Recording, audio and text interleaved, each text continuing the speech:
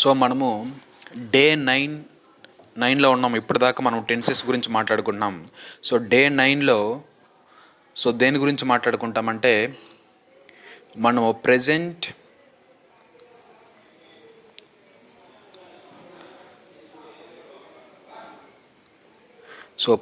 Perfect tense గురించి మాట్లాడుకుందాం. So ఇక్కడ నేను ఒక ఫార్ములా చెప్పా. టెన్సెస్ అయిపోయేదాకా ఒకటే ఫార్ములా, ఏంటంటే S. So S1, S2, S3. S1 అంటే సిచ్యువేషన్, S2 అంటే స్ట్రక్చర్, S3 అంటే సెంటెన్స్. సో సిచ్యువేషన్స్ ఏంటో చూద్దాం. సో సిచ్యువేషన్స్ ఏంటంటే to speak recent completed action. To speak recent completed action. So ఇప్పుడే కంప్లీట్ అయిపోయిన పనిని మనము ప్రెజెంట్ పర్ఫెక్ట్ టెన్స్లో మాట్లాడాలి. ఫర్ ఎగ్జాంపుల్, ఇప్పుడే కంప్లీట్ అయిపోయిన పని ఏంటి? You all have asked questions. I have answer to your questions. I have completed dinner. You haven't completed dinner. So ఇప్పుడే కంప్లీట్ అయిన పని చెప్పొచ్చు, ఇప్పుడే కంప్లీట్ కాని పని కూడా చెప్పచ్చు. సో రీసెంట్గా కంప్లీట్ అయిన పనులన్నీ మనము ఇక్కడ ప్రెజెంట్ పర్ఫెక్ట్ టెన్స్లో మాట్లాడతాము. అలాగే to speak completed actions without time reference of it's completion. అంటే ఒక్కోసారి మనము ఒక పని, ఫర్ ఎగ్జాంపుల్ ఒక సెంటెన్స్ చూద్దాం. For example,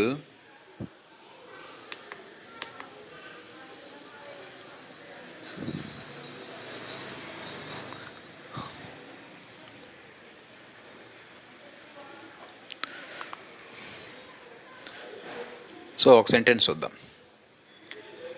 I have eaten dinner. I have eaten dinner. So నేను ఇక్కడ ఏం చెప్తున్నానంటే, నేను డిన్నర్ తినటం అనే పని కంప్లీట్ అయిపోయిందని చెప్తున్నా. డిన్నర్ తినటం అనే పని కంప్లీట్ అయిపోయిందని చెప్తున్నాను, కానీ అది ఎప్పుడు కంప్లీట్ అయింది, టైం రిఫరెన్స్ నేను చెప్పట్లేదు. ఇక్కడ టైం రిఫరెన్స్ అనేది నేను చెప్పటం లేదు. సో అలాంటి సందర్భంలో కూడా మనం ఏం యూజ్ చేయొచ్చు అంటే ప్రెజెంట్ పర్ఫెక్ట్ టెన్స్ని యూజ్ చేయొచ్చు. సో రెండు సిచ్యువేషన్స్. ఫస్ట్ సిచ్యువేషన్ ఏంటంటే to speak recent completed actions, and second situation is to speak completed actions without time reference. So ఇక్కడ ఈ టెన్స్లో మనకు యూజ్ చేసే హెల్పింగ్ వెర్బ్స్ ఏంటంటే సింగులర్ నౌన్ అయితే హ్యాజ్ యూజ్ చేస్తాం. సింగులర్ నౌన్ అంటే నేను చెప్పాను, ఒకదాని గురించి మాట్లాడితే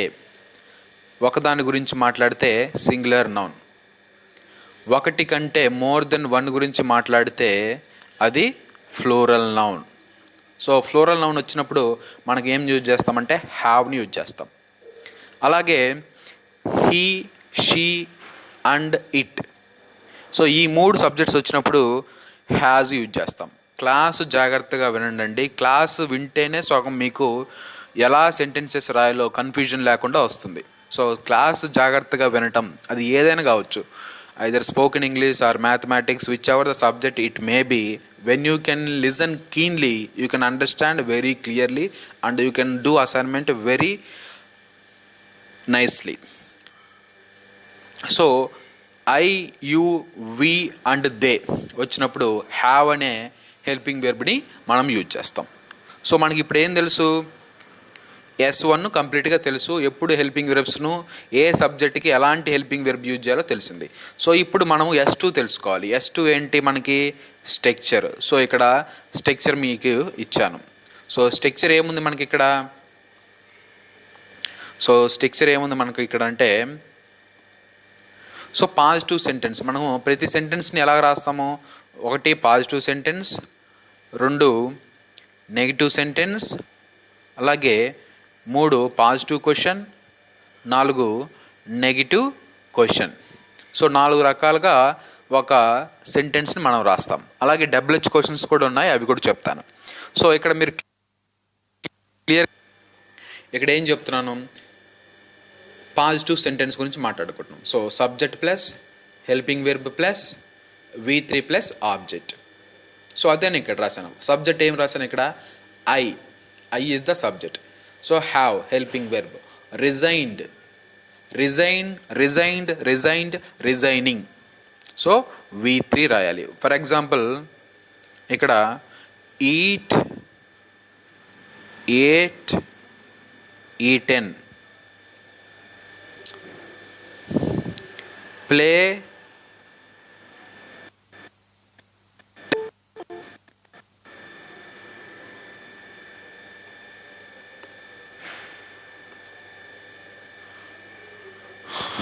ఒక నిమిషం. సో ఇక్కడ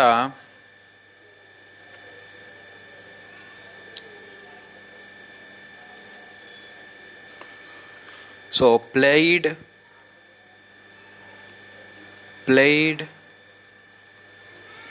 ప్లేయింగ్ కూడా అని కూడా వస్తుంది.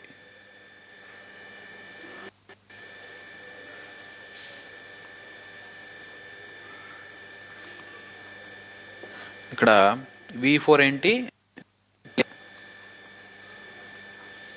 సో V4 ఈట్కి ఏంటి? Eating. So V1, V2, V3, V4. So ఇక్కడ మనం ఏం యూజ్ చేయాలి? V3 అని చెప్పాను. సో వీటిని యూజ్ చేయాలి. వేటిని యూజ్ చేయాలంటే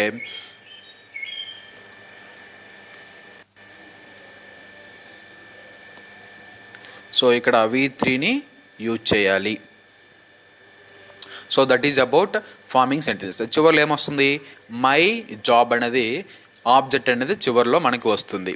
సో అలాగ మనం ఒక సెంటెన్స్ని మనము subject plus helping verb plus V3 plus object plus అని ఈ స్ట్రక్చర్ ఉపయోగించి మనము ఒక సెంటెన్స్ని ఫామ్ చేస్తాము ప్రెజెంట్ పర్ఫెక్ట్ టెన్స్లో. సో ఇక్కడ నేను ఒకసారి ఏం రాశాను? First sentence, I have resigned my job. నేను రీసెంట్ టైంలో నా జాబ్కి రిజైన్ చేశాను. You have resigned your job. నువ్వు నీ జాబ్ని రిజైన్ చేశావు. హీ హ్యాజ్, ఇక్కడ హెల్పింగ్ వెర్బ్ చెప్పాను, హీ వచ్చినప్పుడు హ్యాజ్ వస్తుంది అని. సో ఇక్కడ వచ్చింది కదా, he has resigned he's job. అతని జాబ్ అతను రిజైన్ చేశాడు. అలాగే they have resigned their jobs. వాళ్ళ జాబ్స్ వాళ్ళు రిజైన్ చేశారు. Macbeth has resigned he's job. అతని జాబు మ్యాక్బెత్ జాబ్ని రిజైన్ చేశాడు. ఎప్పుడు రిజైన్ చేశాడు అనే క్వశ్చన్కి మనకి నో ఆన్సర్. ఎందుకంటే అది రీసెంట్ టైంలోనే జరిగింది, కానీ రీసెంట్ టైంలోనే జాబ్ రిజైన్ చేశాడు కానీ బట్ ఎప్పుడు రిజైన్ చేశాడో తెలియదు. అంతే కదా. ఒక్కోసారి మన అమ్మగారు ఎక్కువ వాడతారు. మన అమ్మ ఖచ్చితంగా ప్రెజెంట్ పర్ఫెక్ట్ టెన్స్ని యూజ్ చేస్తుంది. Best user of present perfect tense is our mother. ఆమె ఎప్పుడు ఒకటే ఒక క్వశ్చన్ అడుగుతుంది మనల్ని. ఏం question? Have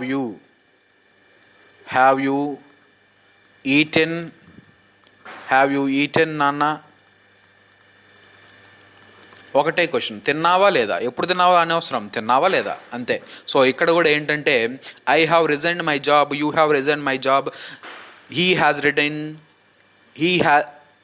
has resigned his job, they have resigned their jobs, Macbeth has resigned his job. అంటే అర్థం ఏంటంటే జాబ్ వదిలేశారు, జాబ్ రిజైన్ చేశారు. సో జాబ్కు రాజీనామా చేశారు. ఎప్పుడు చేశారో తెలియదు, కానీ జాబ్కు రాజీనామా చేయటం అయితే జరిగింది. రిజైన్ చేయటం అనే పని జరిగింది, కానీ ఎప్పుడు జరిగిందో తెలియదు. అలాగే ఇక నెగిటివ్ సెంటెన్స్ని ఎలా రాస్తాము? నెగిటివ్ సెంటెన్స్ మనకు తెలియాలంటే ప్రతి సెంటెన్స్లో హెల్పింగ్ వెర్బ్ తర్వాత నాట్ వస్తుంది. ఇక్కడ చూసుకోండి, హ్యావ్ నాట్ వచ్చిందా, హ్యావ్ నాట్ వచ్చిందా, హ్యాజ్ నాట్ వచ్చిందా, హ్యావ్ నాట్ వచ్చిందా, అలాగే హ్యాజ్ నాట్ వచ్చిందా. So have not, has not అనేది వస్తే అది నెగిటివ్ సెంటెన్స్ అని అర్థం చేసుకోవాలి. హ్యావ్ కానీ హ్యాజ్ కానీ ప్లస్ V3 ఈ మూడు కనుక కనిపిస్తే, ఒక్కోసారి have plus V3, has plus V3 కనిపిస్తాయి. ఇవి కనుక కనిపిస్తే మీరు ప్రెజెంట్ పర్ఫెక్ట్ టెన్స్లో ఉందని అర్థం చేసుకోవాలి. That is the only thing. So ఇక్కడ ఏమున్నాయి సెంటెన్సెస్ ఒకసారి చూడండి. I have not resigned my job. I have not resigned my job. నేను నా జాబ్ను రిజైన్ చేయలేదు. రీసెంట్ టైంలో నేను నా జాబ్ను రిజైన్ చేయలేదు. I haven't resigned my job. You haven't resigned your job. He has not resigned his job. They have not resigned their jobs. Macbeth has not resigned his job. So recent టైంలో నేను, అతను కానీ, ఆమె కానీ, వాళ్ళు కానీ ఎవరు కూడా జాబ్ని రిజైన్ చేయలేదు. I haven't resign my job. నేను నా జాబ్ని రిజైన్ చేయలేదు. ఎప్పుడు రిజైన్ చేయలేదు అనేది మనకు తెలియదు. రిజైన్ చేయలేదనే పని మాత్రం చేయలేదని క్లియర్గా చెప్తున్నాం. సో అలాగే పాజిటివ్ క్వశ్చన్ కూడా, పాజిటివ్ క్వశ్చన్ చూద్దాం. పాజిటివ్ జాగ్రత్తగా గమనిస్తే, పాజిటివ్ క్వశ్చన్ ఎలా తయారవుతుందో జాగ్రత్తగా గమనిస్తే, నేను ఒక ఎగ్జాంపుల్ ఇక్కడే రాస్తాను చూడండి. ఫస్ట్ సెంటెన్స్లో ఇది ఫస్ట్ సెంటెన్సే తీసుకోండి. ఫస్ట్ సెంటెన్స్ ఏదా తీసుకుంటే మీకు చూడండి, ఇక్కడ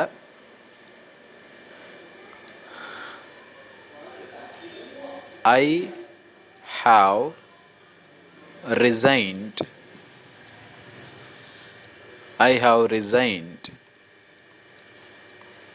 my job. I have resigned my job అని రాసే కదా. పాజిటివ్ క్వశ్చన్ చేయాలి, ఏం లేదు, హ్యావ్ను ముందుకు తీసుకురావటమే. Have I resigned my job question mark. Difference ఏం లేదు. సో అలాగే అన్నీ చేశాను నేను. So have I resigned my job, నేను నా జాబ్ని రిజైన్ చేశానా? Have you resigned your job, నువ్వు నీ జాబ్ని రిజైన్ చేసావా? Has he resigned his job? Have they resigned their jobs, వాళ్ళు వాళ్ళ జాబ్స్ని రిజైన్ చేశారా? Has not Macbeth resigned his job. ఇక్కడ హ్యాజ్ ఎందుకు వచ్చిందంటే మ్యాక్బెత్ ఒక్కడే కాబట్టి హ్యాజ్ వచ్చింది. హీ అనేవాడు ఒక్కడే కాబట్టి హ్యాజ్ వచ్చింది. యు అనేవాడు మీరు, నీవు, మీరు అన్నప్పుడు ఎక్కువ వస్తుంది. ఇది ఒక్కటే ఎక్సెప్షనల్. ఐ కూడా ఎక్సెప్షనల్. సో దాని గురించి వరి అవ్వమాకండి. ఆల్రెడీ నేను ఇక్కడ చెప్పాను హెల్పింగ్ వెర్బ్స్ వేటి గురించి, ఏ హెల్పింగ్ వెర్బ్స్ వేటికి వస్తాయని. హెల్పింగ్ వెర్బ్ వస్తాయి. ఒకదాని గురించి మాట్లాడితే హ్యాజ్ సింగులర్ నౌన్ అంటారు. ఒకదాని గురించి ఒకటి నౌన్. మోర్ దెన్ వన్ అంటే ఫ్లోరల్ నౌన్. సో దానికి హ్యావ్ వస్తుంది. హీ, షీ, ఇట్కి హ్యాజ్ వస్తుంది. అలాగే ఐ, యు, వి అండ్ దేకి మనకి హ్యావ్ వస్తుంది. అది ఇందాక నుంచి చెప్పుకుంటా ఉన్నాం మనం. సో ఇక్కడ పాజిటివ్ క్వశ్చన్ అయిపోయింది. నెగిటివ్ క్వశ్చన్లోకి వద్దాం. నెగిటివ్ క్వశ్చన్ ఏం లేదు. సో ఇక్కడ ఏంది, ఇక్కడ పాజిటివ్ క్వశ్చన్లో ఇక్కడ ఏంది, I have resigned my job. I have resigned my job. ఈ హ్యావ్ని ఈ ఐ పెడితే అది పాజిటివ్ క్వశ్చన్ అయింది. ఇప్పుడు ఈ హ్యావ్ ముందు నాట్ పెడుతున్నా అంటే హెల్పింగ్ వెర్బ్ ముందు నాట్ పెడితే దాని తర్వాత సబ్జెక్ట్, తర్వాత V3, తర్వాత ఆబ్జెక్ట్, చివరిలో క్వశ్చన్ మార్క్. సో అదే రాశాను కదా ఇక్కడ. హ్యావ్ నాట్ నా జాబ్ను రిజైన్ చేయలేదా? Have not you resigned your job, నీవు నీ జాబ్ని రిజైన్ చేయలేదా? లేకపోతే మీరు మీ జాబ్ని రిజైన్ చేయలేదా? Has not he resign job, అతని జాబ్ అతను రిజైన్ చేయలేదా? Have not they resigned their job, వారు వాళ్ళ జాబ్ని రిజైన్ చేయలేదా? Has not Macbeth resigned his job. So Macbeth అతని జాబ్ని అతను రిజైన్ చేయలేదా అనే మీనింగ్ మనకు వస్తుంది. ఒకవేళ ఇక్కడ రిజైన్ తీసేసి మొన్న ఒక తప్పు చేశాడని చెప్పాను కదా ఒక వ్యక్తి. ఆ తప్పు ఏంటి, డిజైన్ ప్లేస్లో రిజైన్ అని రాశాడు. సో రిజైన్ తీసేసి డిజైన్ పెట్టండి, ఏమొస్తుంది?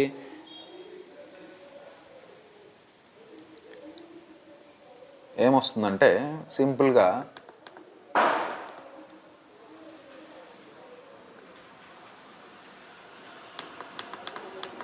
చూద్దాం.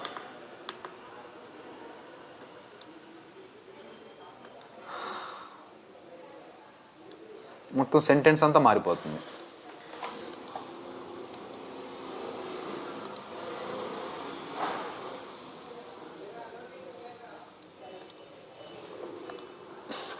సో డిజైన్ పెడదాం అక్కడ.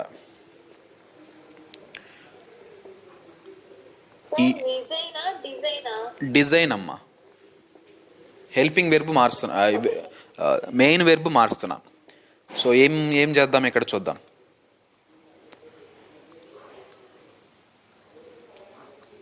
సో he has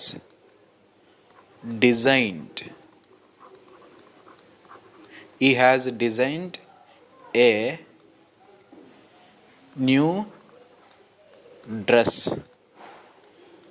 సో మారిపోయింది కదా. So V3 helping verb subject plus object. So దీన్ని ఏం చేయాలి, నేను నెగిటివ్ సెంటెన్స్ చేయాలి.